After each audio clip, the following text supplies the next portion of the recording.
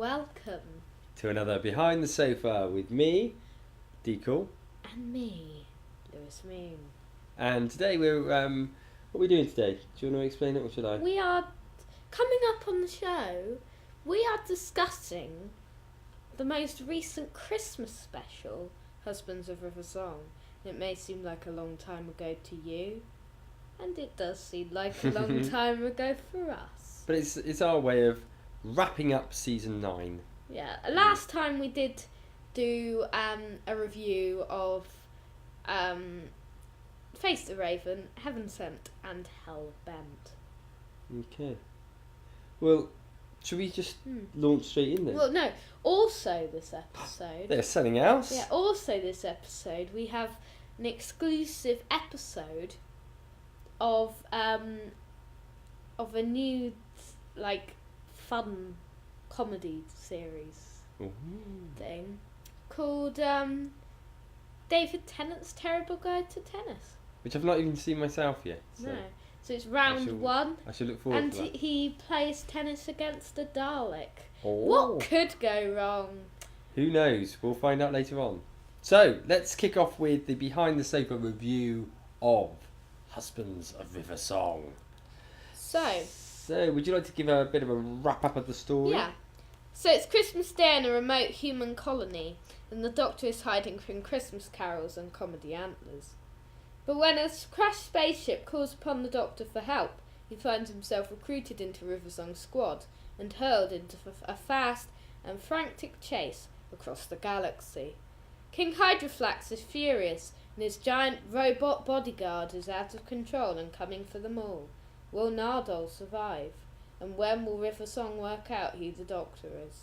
Dun dun. Doesn't really need the will Nardole survive bit, because we don't have any idea from the synopsis who Nardole is. No, it is. It's yeah. Where did you get that from? That synopsis? Was The that directly from official the BBC website. official BBC site. So, one thing is quite clear, I think, when we talk about Christmas episodes, they tend to be a little bit more light-hearted and a lot of more fun. I would say, and particularly after what was a fairly intense season 9 of Doctor Who, I think probably Husbands of River Song was just what the Doctor ordered. Yeah, so it to was a speak. very light relief It was. type of episode. Yeah. So what was the format of the episode? It's a one-parter. It's a one-parter. The Doctor being The Doctor is 12th Doctor, played by Peter Capaldi. What did you think of him in this I episode? thought he was really good. Very good. Fits in very well. Even Yeah, and it sort of demonstrates actually that whilst you immediately get the impression that he's going to be at his strongest when he's doing more intense dialogue-y sort of bits, actually he can do comedy pretty well, can't Do he? you think he'll be more like this in Series 10? Because we know that Pearl McKee is going to be a more light-hearted sort of companion. Yeah. So, do you think he'll be a bit more lighter than he was I in think Series 9 and I think 8? we'll see a lot lighter. I think the whole series is going to be a lot lighter. Yeah. And of course that's sort of some of the big news that we've got, haven't we? This time is that we're a week on from the. Well, certainly at the time of recording, we're a week on from the announcement of who the next companion is. And what was her name again? Pearl McKee. Pearl McKee. I've got to get it into my Have head to because remember I keep that. forgetting because You remember Jenna Coleman, so I'm you'll know rubbish. this. I'm rubbish at remembering names. So we know then that we know that the Doctor is Peter Capaldi. We know it's a one-parter, a Christmas special.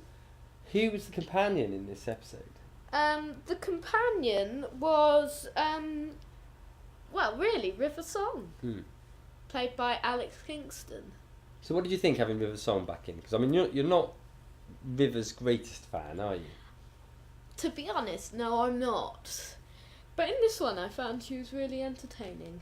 Yeah. And she can be a really good actress. For example, Let's Kill Hitler. Mm-hmm. We've already done it on here, so you can see our thoughts of that. Yeah. And a behind the sofa playlist. Maybe we could stick a flash link it for up it. So there. up here about now. Episodes like Let's Kill Hitler, it's an alright episode, but not necessarily the best of episodes. Yeah. But River's really good in it because she plays the bad sort of good guy. Yeah. The bad sort of good the guy. badass Yeah. River very well. Do you know, I would go as far as to say... Now, I've not seen the first one with River Song. The Vashta The Vashta Narada one. What's that called again? Silence in the Library, Forest of the Okay. Dead. So I've not seen that one, alas. You've seen So, all of the others? I think I've seen all the others, yeah. And I would go as far as to say that may be, Husbands of River Song may actually be her finest episode of the ones I've seen. I mean, I'm anticipating that probably Silence in the Library one might be stronger. She was very enjoyable Yeah. in Husbands of River Song. Yeah. She played River really well. Yeah. Well, let's think a little bit then about... Should we jump straight into our normal questions? Yes. And we can pick up a few other points as we go through. So what would you think is the best baddie? King Hydroflax, played by Greg Davies. Mm-hmm. So it was something they've done a few times in here, wasn't it? Where they take a sort of comedian, Yeah. or sort of like comedy actor, I guess, and put them into the episode. And we've seen it sort of in a few Christmas parts, really, haven't we? I mean, we had obviously, God, I've forgotten his name now. Guy that was in the Doctor Nick within Frost. Nature. No. Oh yeah, well we had Nick Frost, didn't we? Bill Bailey. Bill Bailey. How could I forget Bill Bailey? So we've had those sorts of things on a few Christmases, really, haven't we? Where they've had their running roles. What did you think of him generally, Greg? Yeah, he was quite good. I think he played it well. A very shouty man, isn't he? Not necessarily like a bad guy that would be good in like a serious Doctor Who episode, really. No. But a good one for this episode. He suits the episode very well. He did. And now, I think there's a difference because I really like Matt Lucas. Yeah. Okay, I really like Matt Lucas a lot. But I didn't really like him very much in this episode because he was playing Nardole, wasn't he? Yes, he and was. I just felt a little bit, he felt to me like the sort of token comedy character. Whereas I think with Greg, he really sort of took that baddie role on. He did that great shouty voice, really angry sort of, particularly we'll talk about it when we talk about through some of the best bits. But I just wanted to sort of generally, what do you think of celebrities in Doctor Who? Do you think it's a good thing or a bad thing? I think it boosts the popularity of the show. Mm-hmm. Like, for example, Kylie Minogue, Yeah. when she was in it in Voyage of the Damned. Was that a Christmas one as well? Yeah, it had 13 million views for the episode. That was just people wanting to see Kylie's bottom. That's what it was. I mean, we've had loads of celebrities. I mean, we've had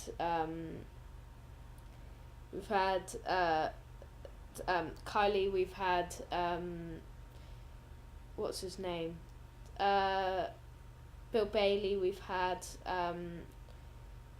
Nick Frost. We've had the people in this one. We've had I don't want to go into all of them, but no. Let me think through. But I think it's quite commonplace, isn't there it, are to loads. have, particularly in the Christmas episode. Yeah, I can't think of all of the Christmas ones. Yeah. There are loads of them though. Okay. So if I forgot it's Hydroflax, wasn't it? Yeah. If he was the best baddie, what was? I'm trying to think what the next question is. Oh. What was the best bit? Yeah. I believe that the head in the bag sequence with the Scar people was one of the two best sequences in this. Yeah. It's the funniest, I reckon. Yeah. Is that the bit when they're up in that sort of like space station thing with all the baddie guys in it? With the Scar things. They were cool, weren't they? I They liked were. those. Yeah. Yeah, I really liked those. I think that was really good. I think the other thing though that's worth dwelling on a little bit is the end sequence, which all the way through it was this sort of like 100 miles an hour space romp, wasn't it? Yeah. Really light-hearted, couldn't take your eyes off it, really fast moving, but then right at the end it cut to quite a serious note really when it was talking to the relationship between the Doctor and River Song, and he took her to that place. DeLorean, was it? Can't think of the name of it off the top of my head. but the place Singing with the Towers of DeLorean. yes, that's it. And it was meant to be the last place that they ever met, wasn't it? Yeah. And that was quite powerful. I think that one. I mean, I think that. As I say, I've not seen Silence in the Library, but apparently that harks back to that episode. It doesn't does, yeah. So it's They sort of, mention it in that one. so it sort of rounds off in many respects the Doctor and River's story, Yeah. which makes me wonder actually, and perhaps I'll pose you this question: do you think we will see River Song again, or do you think that was Stephen Moffat's way of finishing that story off? I've got a feeling she'll return for the final story of Stephen Moffat somehow.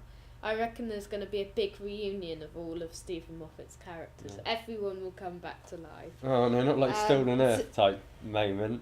When everyone's Like Amy's going to be in it, and Clara's going to be in it, and Bill's going to be in it, and Rory's going to be in it, and then a really long sequence where and then there'll be Danny Pink, there'll be the Paternoster gang, there'll be River Song, there'll be all of the characters that he's brought in that could potentially return. so a really long sequence as the Doctor's regenerating when he goes and sees how everyone's getting on, and it takes about 25 minutes. Nah, they would never do that. Can't believe they'd ever do that in a Who episode. Never. No, never. Never do that. Never. Not that long, anyway. So there we have it. So we talked there a little bit about that. What about best supportive cast? I believe Greg Davies, which we mentioned earlier, as Hydroflax, was the best supportive cast. Depending but you could obviously you could say Alex Kingston. Yeah. I think it depends on whether you count River Song as a companion in this one or a supporting character. It's a hard question. Yeah. Well, it is actually. So, okay, how did you think River and Capaldi work together? Because I don't know about you. I mean, obviously I've not seen Silence of the Library, so I've never seen David Tennant and River Song together. But they always seemed like quite a flirtatious, fun, charismatic thing being a technical phrase, between Matt Smith's Doctor and River Song. Yeah. Do you think it worked with Capaldi to the same extent? I think the relationship with Capaldi and Kingston worked really well. I think it did as well. I think it may have even worked better than Matt Smith. I didn't think it was going to. I was a bit nervous about this episode. Me too. In fact, I was a bit nervous about the episode full stop, to be honest. Yeah. From the trailers and everything, and the name of it, and when I read although it sounded quite exciting from the write up, I just had a feeling it might be a bit cheesy and a bit naff, but actually it wasn't at all. It was really, really good. It was good. It may have been a bit. It's a Christmas one, though. Yeah. No, indeed. You expect it to be quite light-hearted, quite fun, quite jolly. So how do you think it rates in comparison to other Christmas ones? One of the better ones, I think. Yeah. Is it the best one? Say... Whether it's as good as Last Christmas... Yeah, Last Christmas and the Snowmen, yeah, I think are better, slightly. I think probably so. Last Christmas and the Snowmen, then Husbands of River Song for me. I think you. Last Christmas first, Snowmen second, Husbands of River Song. Yeah. Then I can't be bothered to work out what the rest of the order is. But what I would say Voyage is of the Dam probably next, but I can't remember otherwise. I did think it was quite a welcome storyline after. However much I loved season 9, I really did. I can't say enough, and you can tell that from the fact that the chart at the moment is really heavily season 9 orientated. But however much I enjoyed it, it was nice to get back to just a basic sort of thrill, fun episode. I didn't work out what for the leaderboard.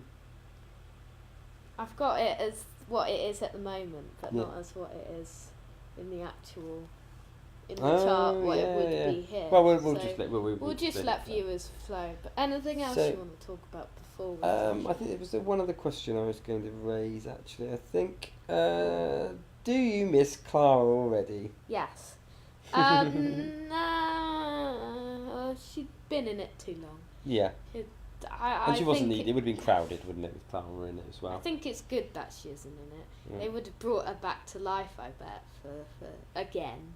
Do you think we'll see the new companion arrive for the Christmas episodes this year? I don't know. Well, we know that clip we saw the other day is from a future episode. Yeah. I reckon that's going to be like the first one from series 10. Could be Dalek one. Yeah. I think she'll be introduced during it, but maybe not be a pivotal character. Maybe I think she's going to be in it right at the end. Maybe. And just leading into the series. Yeah. Because the good thing is with the Christmas one, we'll probably get the trailer for series 10. Oh yeah, that's true. Probably will. But that's a long time away. We'll be reviewing that in about a year's time. Yeah. Should we have a quick look at the chart then? Yeah. So here we are. We can see hopefully the charts appearing over the top of our faces now. I mean, it's quite high, really, Husbands and It is. Song. As I said at the last time when we did the show, I think the chart is heavily season 9 focused at the moment, and that's partly because the episodes were really good. Not everybody liked them, but we did really like them. Yeah. But I think also just because we built them all into Behind the Sofa as they were showing live. Yeah. So therefore, there's a lot more of them in there than there are episodes from other seasons. So it's always likely to be a little bit. And I think over time, some of them will drop down a bit. Yeah. We'll have some big classics at the top. Yeah. Yeah. So, should we move on to the next bit, which is our little short thing? Yeah. Okay. So this week we will be doing this this new series with figures like the Tom Baker Figure Home, but it's David Tennant's Terrible Guide to Tennis, and this time David Tennant teaches Barry the Dalek how to play tennis. But will it all go right or wrong? Clues in the title, guys. Welcome to the first of my vlogs about tennis and how to play successfully. I wish I hadn't put terrible in the title because probably nobody will watch it now. In this vlog I look at the different techniques in how to play tennis like a natural. So today I will take my first player, Barry the Dalek. How are you doing, Barry? Shut up, Tennant man. Yes. So let's see the first step at how to play tennis terribly. I mean successfully. I mean play it somehow with no adjective in it. The first step to play is to get your racket and your ball ready. Don't be dumb to forget that. I suppose you have, because that is what you are. Yes, but you must be even dumber because you don't have them either. I mean, you just don't have them. My complex language is too annoying and it keeps giving everything away. So step 2 is to get in a great position to throw. What should I move backwards, forwards, or stay where I am? No, you have to put one foot in front of the other and hold your tennis racket with both of your hands, one under the other. We are Daleks, we don't have hands and feet. I told you that you are stupid.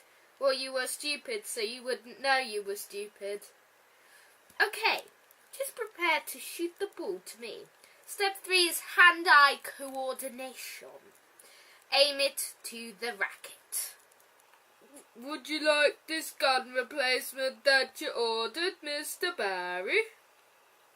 Thanks. Just place it next to the doctor. Okay, so get ready to throw.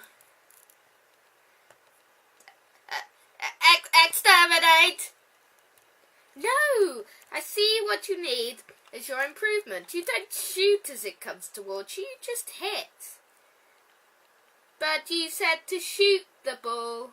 Okay then, I won't shoot you. Exterminate! I said that you have to relax.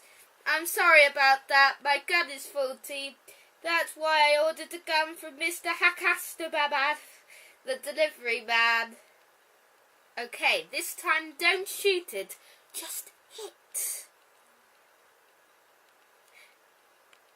Exterminate! Thank you.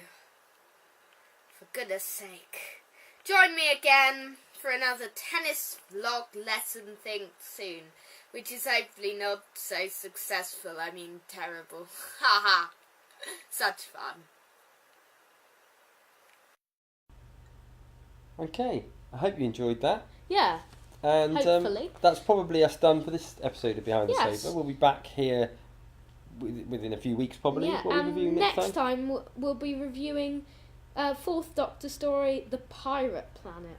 Fantastic. Which will be interesting. Key to Time story. Good stuff. So I hope you've enjoyed it. A long time. Yeah. We've enjoyed it.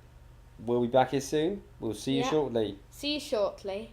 And make sure you tune into podcasts and other Behind the Sofas from the past. You can see the Behind the Sofa playlist here. And you can see the .2 Time Space weekly podcast, the most recent episode, somewhere around here. Thank you for watching, everyone. And it's goodbye from me, Lewis Moon.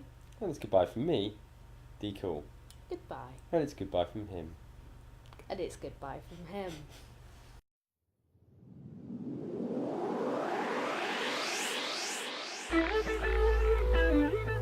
Thank you for watching Behind the Sofa. Make sure to subscribe for more Doctor Who videos and lots more.